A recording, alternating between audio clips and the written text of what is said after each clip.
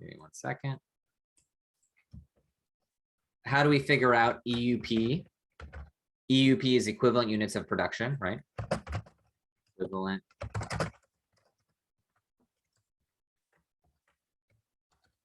Direct materials, direct labor, and overhead. And we'll get the idea of physical units and percent complete. And then they're saying here 10,000, 10,000, 10,000. That's the amount of physical units. And then how much of it is actually complete from this perspective. And then we're saying 20, 20. And that's how they get this final unit. So what does this mean to us? We're saying at any given time in the process, the equivalent units of production for the direct materials is fully complete. We've used all of our direct materials in production. So that's all a part of our WIP. The direct labor and overhead, only 20% are allocated. So there's 80% that have not been allocated here. That's all we're trying to figure out, because we can't define how much direct labor has been used to complete the balls at this level. So we have to make an estimate, and we say, well, in the first department, we use 100% of all of our materials. And the second department, and in that department, we've only used 20% of our labor and 20% of our overhead.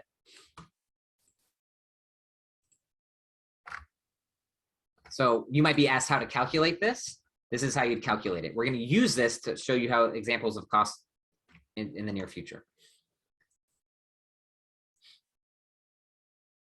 Any questions so far? Hi, sir. I had a quick question. Yeah. So, like for process operations, it said like you can't trace cost to each unit. But I wanted to know, like, why can't we just take all the units made and divide it by how much money was put into them? Like the cost divided by the number of units produced. We don't know the cost yet. Oh, okay. Right? Like everything occurs, the amount we produce and when we're paying for the cost are different. Oh, right? all right. So we have to estimate before the production is finished, and then we are making adjustments afterwards. That's the complexity. Okay, okay, I get it. Thank you. No, of course. Good question. If we knew everything, at the end, we could just make it some kind of allocation. You're right.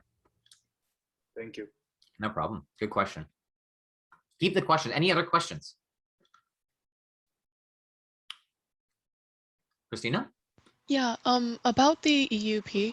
So for direct labor and overhead, it says 20% complete. Does that imply that like we're not done with this job yet? Or Yeah, that's how I would look at it. Yes. Okay, okay. Thank you.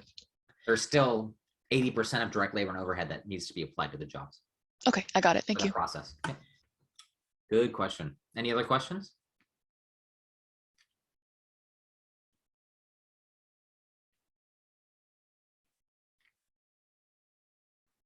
Nope. Okay. So there's different ways we can apply this equivalent unit methodology, and we use the weighted average and the FIFO method. You can also use the LIFO and other methods. We're going to just talk about FIFO and weighted average. Let's talk about weighted average first. It's a simpler method. So they're saying here, GenX uses a weighted average cost flow system with the following 4 steps. We determine physical flow, compute equivalent units, compute cost per unit, and assign and reconcile costs. This is always a flow. Memorize that. Right? So no one's taking notes here. Highly recommend we take notes. Right? You can use this for your exams and whatnot. So you could just copy this over here, right? Determine these are the flow of determining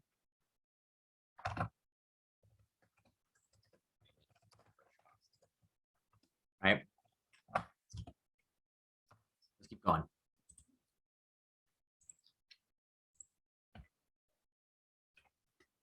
So they're showing here the different activities, right? And this is what it really looks like. If you become an accountant, an auditor, or something like that, you'll go in and go into warehouses and watch these, and they're called walkthroughs. Well, you'll go in, and that's pretty cool. Like I went to publishing warehouses and whatnot, and you'd see like books being produced.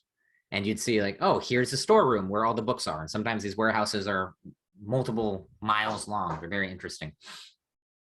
And here's an office where the manager is. And here's maybe lockers where people take showers and whatnot. And then here they're blending and roasting coffee. And then there's a warehouse where there's all the outgoing products made. So here's your raw product. It gets blended, converted to finished goods, and it gets shipped on a truck. And you'll have to calculate how much all of these costs are associated with each bean of coffee or each pound of coffee. So the process and operations, still the same flow as we talked about in chapter 1 and chapter 2. We have to take the beginning work plus the units started in the period minus the units completed and transferred to get the ending work in process. And we're saying from a percentage of completion standpoint, when our work in process is only, at this stage, is only 65% complete from a conversion cost standpoint. So this needs to be finished by 35%. We're still 35% away from being complete. And so you can see here, we can calculate, I'll add this here.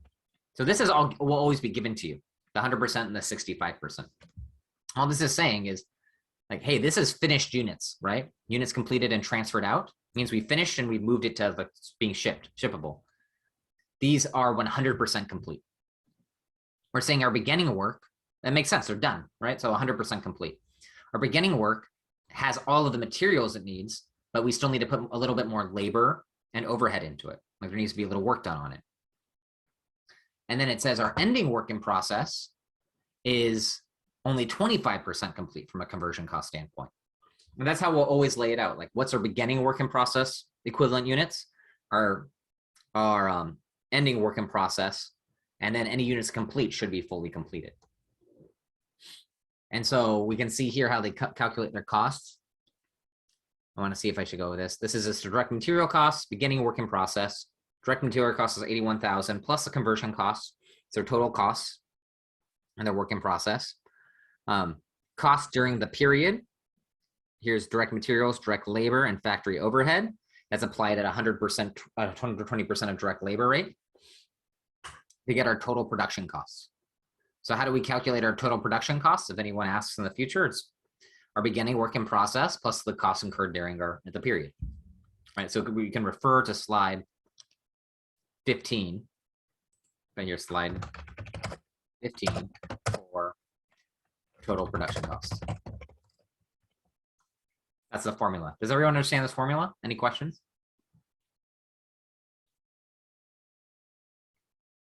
Making sense? Cool. Okay. So the real questions here, if I was any of you, oh, I see. Yeah, people ask, you can take your notes wherever you want. Feel free to take your notes. I'm easy.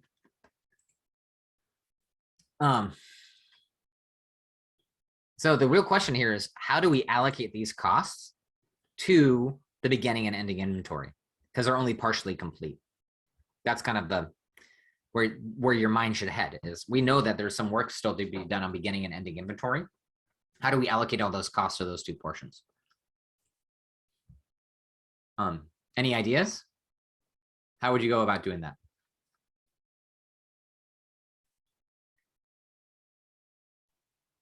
So could you please show the last slide? I think it was something in that. Oh wait, no, never mind. I'll give you a hint. It's going to be using what we just talked about, equivalent units of production. All right, we have to use these percentages and then use the concept of equivalent units of production to allocate costs. And so that's what we're going to go over here, that flow, right? This flow here. So we determine the physical flow of the units, and now we're going to compute equivalent units of production. We're just going back to those steps, right? Does that make sense?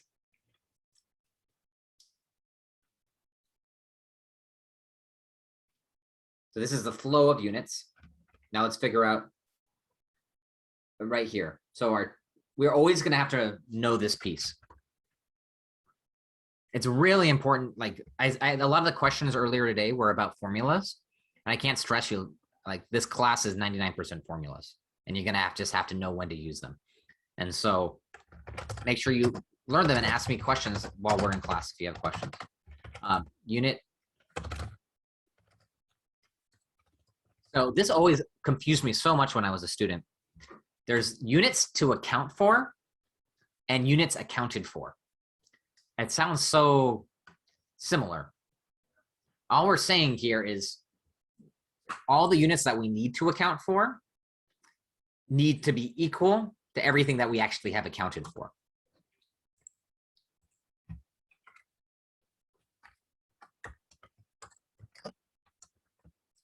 So let's start in the period.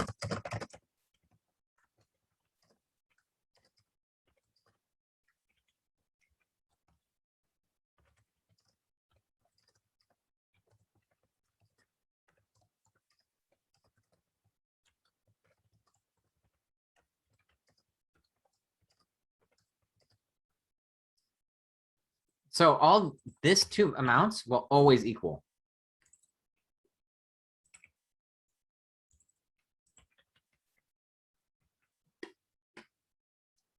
Pardon me for 1 second, I'm sorry.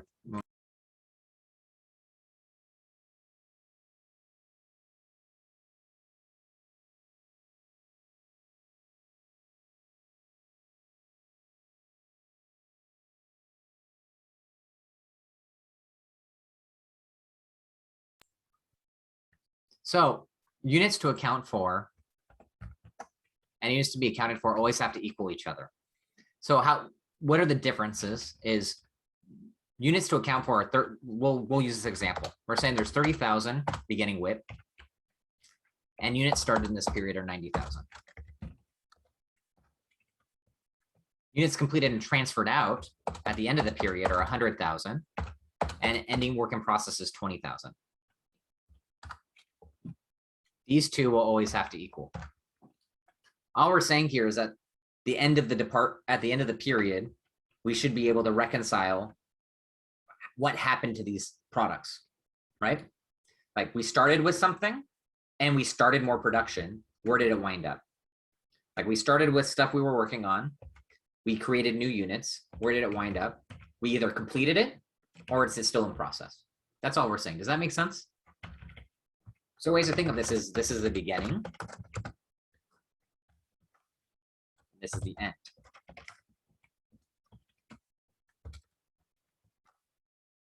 Does that make sense? Yes, thank you. Cool. Thank you. I appreciate the feedback. I miss faces and people. So any comments? Maybe you say, no, Devin, you're crazy. I don't understand that at all. I'm okay with that too. It's better than nothing. So, okay. So what do we do with this information? Well, now we need to figure out compute equivalent units of production. So that's what this piece up here was about, right? Like, how do we figure out our equivalent units of production? Well, we know that we were saying we had 20%, we had it up here. We had the flow of units, right?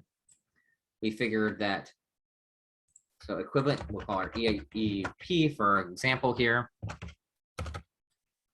And we had our total units to account for and our total units accounted for, right? We just figured that out, that amount out up here. Does that make sense? So that's how it all ties in.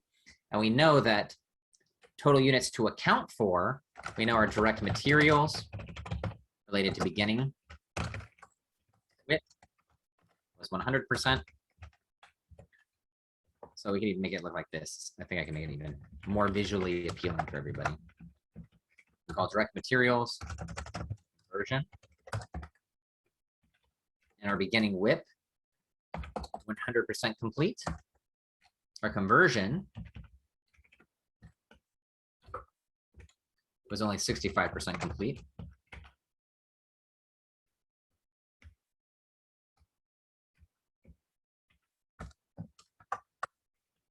And then here, that's what we're saying. Direct materials and conversion. We're saying units completed and transferred out are 100% complete. And here, they're 100% completed from direct materials, but only 25% complete from conversion. So we're saying is our beginning work in process has 65% that still needs to be completed from a conversion cost. And remember, conversion is direct labor and factory overhead. And we're saying our beginning the units we started this period have a 65% conversion cost, 65% EUP, and then our ending work has a 25%. So we have a lot more left for the next period. So now let's calculate out the EUP. So what's the equivalent units of production transferred out? EUP transferred out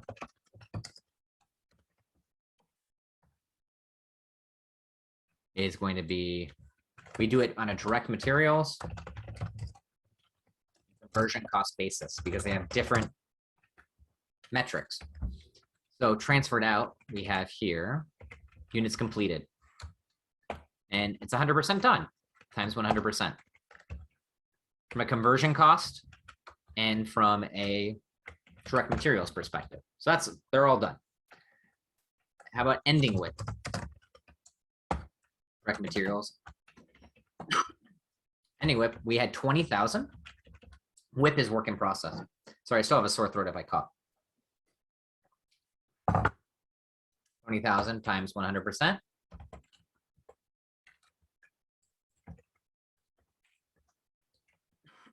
Because 100% are done, but then our ending WIP is only 25% complete for our conversion costs. That's given to us. So what's our equivalent units of production total? It's just the addition. So that's our equivalent units of production. Does that make sense so far?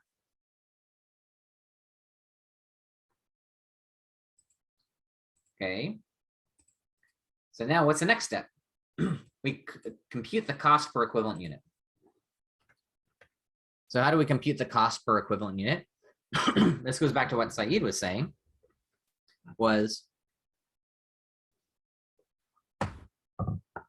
we have to figure out how much we spent on average for those units, their total costs, and then allocate them by the units produced, right? So since we didn't know how much we were producing, or we didn't have the information for that, we had to make this estimate, and then we're going to allocate.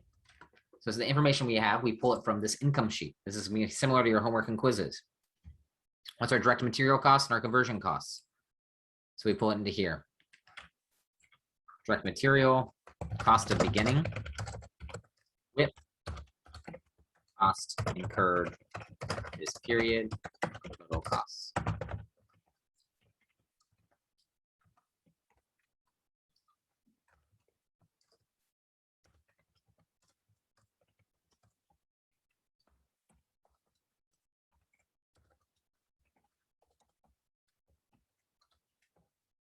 That's 360, 108, 900, 376, 200. These are all given to us. Right, so just so we see where this is coming from, 81,000 is coming from here. 279 is coming from here, direct material cost. Right, all these numbers are given to us.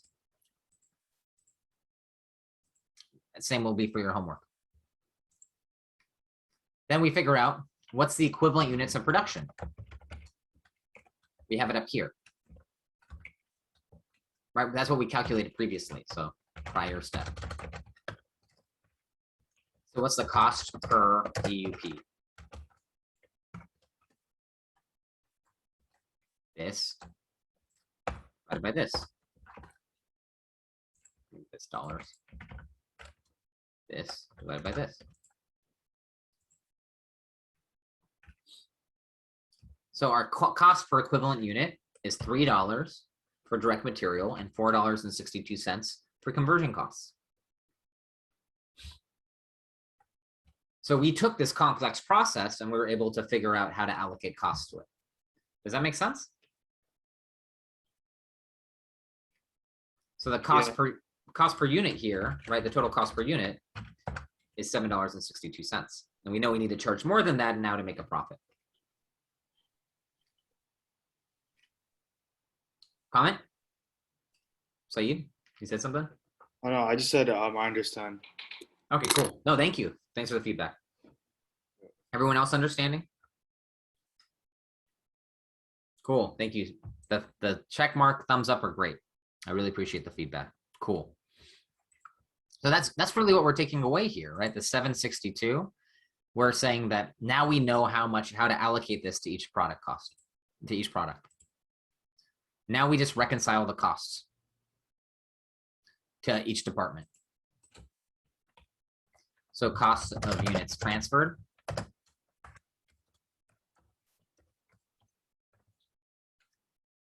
That's, if you look, it's back up here, right? We know we transferred. Where is it? We transferred 100,000 units that were 100% completed. So units transferred, direct materials, conversion, direct materials. We know the cost was here, 3 times 100%. Conversion is $4.62 times 100%. That's what we're transferred.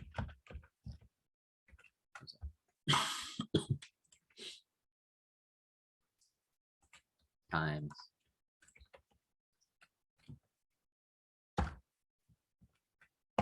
And then ending WIP.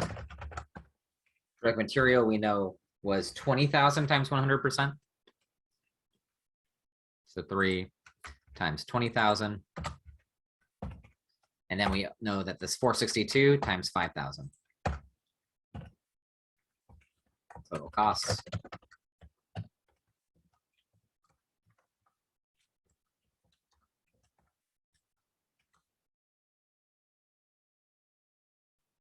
Are 845,100. What we'll see here is that should equal this 845,100.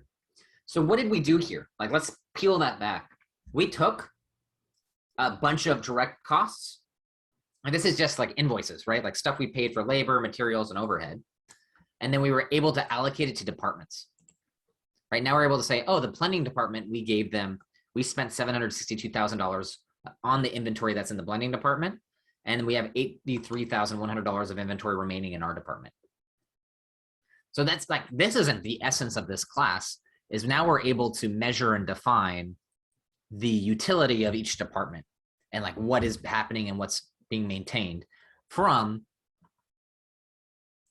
relatively basic information, right? We're abstracting this information to make it more useful to the company.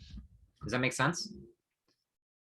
All these numbers, like equivalent units, this is what we produced, but that's something the company measures afterwards. And then all these percentages are estimates that the company is making up, their best estimates. And we're using that in order to transfer money across departments and transfer inventory and assign costs. Why would this be useful to you as a manager? You want to know how, we might want to know why there's still $83,100 of inventory left in that department, or why they are ordering a certain amount more of product. Or we might want to know like how much insurance we need to have for the blending department in case there's a risk of fire, right? There's a lot of reasons we might need to know this information. Or how much did they make last year? Or how much does our customer want to purchase? Or why is the blending department costing us so much money? All of these might be relevant questions. Any question here on why we're doing this? Yep, Christina. I have 2 questions. The first one is who like in a real company, who would be making these estimates and based on what? Yeah, probably you. You know, it depends on the job, you know. I have to make estimates all of the time in my job. And it could be you if you're in managerial accounting, or if you're a finance officer, or if you're in pricing. But if you are in charge of any kind of department, you're probably going to have to make an estimate based on some kind of assumption, right? So you're going to look at the past, and you're going to see how much money did we spend on labor for every dollar of product we sold. You might make that as an estimate. And we're going to explore other ways to make estimates. And then you're going to choose it. And you say that, I think that's a reasonable estimate. And then you'll compare that. It's very scientific. You compare that to the next time it happens and see how close you were. Like, oh, did that seem like a reasonable estimate? And then, oh, actually it turned out labor costs were 10 times what I expected. I need to change my estimate. Maybe I have to estimate it based on machine hours or something like that. So. That makes sense? terrifying thought, but okay. I mean, I wouldn't have to guess that unless I had some experience already, right? So hopefully I won't mess up. But No. my other question was, because this is process and not a job order type Mhm. costing, we'd be doing this based on a literal period of time, right? Not how long the job takes to get done. Yeah, it would be over a period of time. So, at least for the purposes of our homework, that seems to be a calendar month a lot of the time. Yeah, normally we're doing calendar months for budgeting and managerial accounting. Right, but now I'm kind of confused on how to, because not every month has the same number of days. So wouldn't the give or take 2 or 3 days mess up your percentages? It could. That's why we take it. That's why it's considered an estimate. That's Oh, like, so we'll look over it over time. You might look at over, you might not just be comparing this month to last month. You might be comparing this month, this year to this month last year. You might be okay. comparing year, it's called a year over year. And you might be taking rolling averages. We're going to go into all of that throughout this. Like there's rolling averages you can take, there's monthly averages, there's 3-month rolling averages. You can do year over year, quarter over quarter assessments. We're going to be doing all of that. Okay, I see. Thank you. Yeah, no, great questions. And I wouldn't worry about it. Like your first few years of your career, you're probably not going to be making estimates by yourself. Like you'll have someone ahead of you who should be advising you on your estimate creation and all of that. So exciting, good stuff. Any other questions?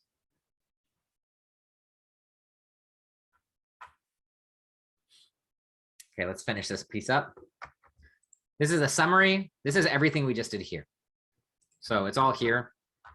All this is saying is what's the first piece? What's all of our costs, all of our invoiced costs? How did we determine the units to account for versus the units accounted for? The EUP, cost per EUP, and then the reconciliation. All that's on this sheet now. Is that helpful? Is a Google Sheet helpful for everybody? Or is this, do you rather us just go through the slides? Like some feedback there is always nice. So it gets helpful like before the exams and stuff. This becomes really helpful. Okay. Google Sheets. Yeah, this was really helpful. Thank Okay, you. I'll keep doing that then. And let me know if there's other things you want me to try. I want to make this as useful as you can. I know there's a challenge with the online environment. And Saeed, I mean, there's a good question on if there's an estimation department. No, that's normally the finance and accounting department makes estimates. So You know, it's my dad's company. It's like in the construction sector. So there's usually like an estimation department, and so whatever the estimate, the profit margin is like what 20%. So that's how it kind of. I thought that was a similar thing we're talking about. yeah, that might be specific to the construction industry. Yeah, I think so. Yeah, and you probably have a finance or management or Yeah. someone's expert there who's making that estimate. Thank you for the call out though. And that's true. Like there's certain fields where you have like fair value estimate experts. That's in like complex equity valuations and things like that as well. Okay. Yeah. Thank you. No problem. Good point. There's these people called valuation experts. And there's a whole career related to that. So, but generally, like most companies won't hire those except for very rare situations. Okay. And as a CPA, you're kind of some type of valuation expert in a lot of regards, but not necessarily for certain things like construction or real estate. Okay. Then this is a flow of information again. So